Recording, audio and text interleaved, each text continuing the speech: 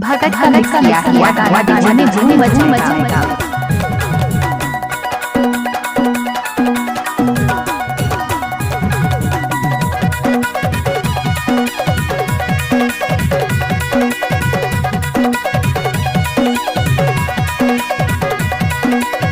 DJ भगत राज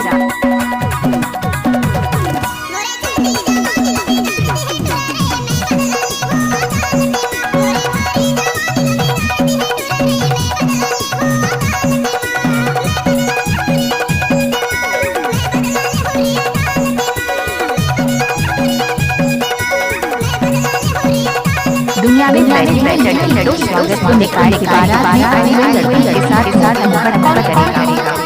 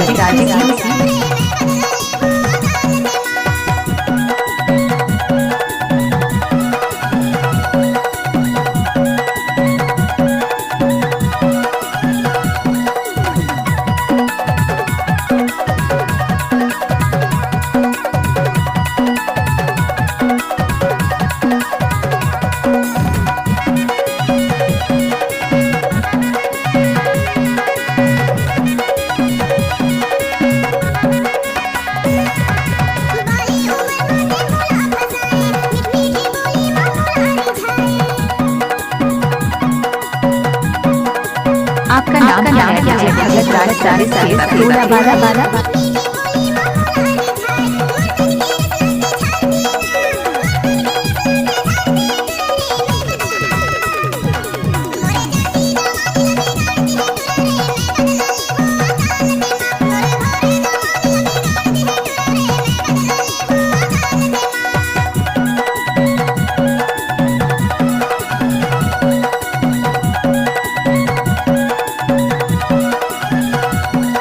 भगत का mix किया हुआ गाना डीजे में झूम मचाएगा।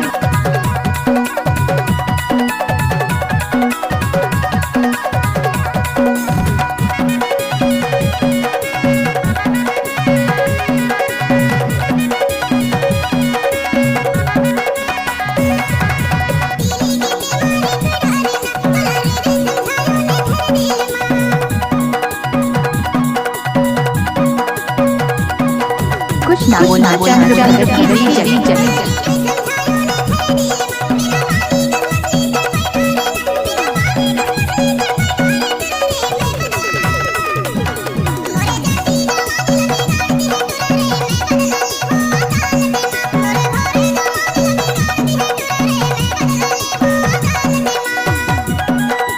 जब भी सेवा या भगत का गाना मुझे चलाते रहना भाइयों लड़कियां नाच है।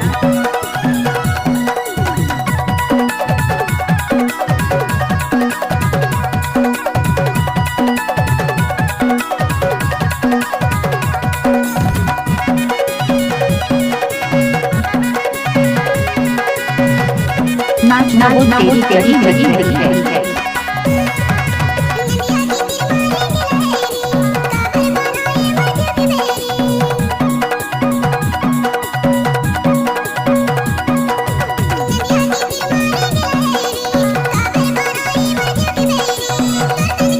जब भी राज का पाया है।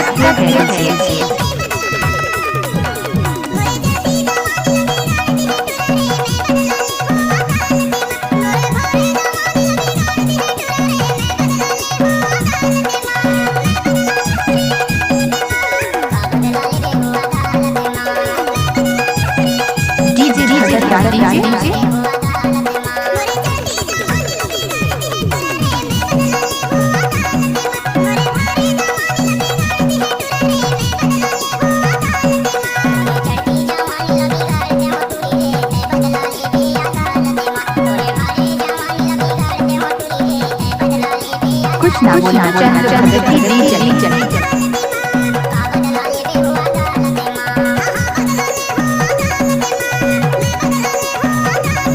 जब भी गाना संगीत नंबर संपर्क 5 सही जानिए।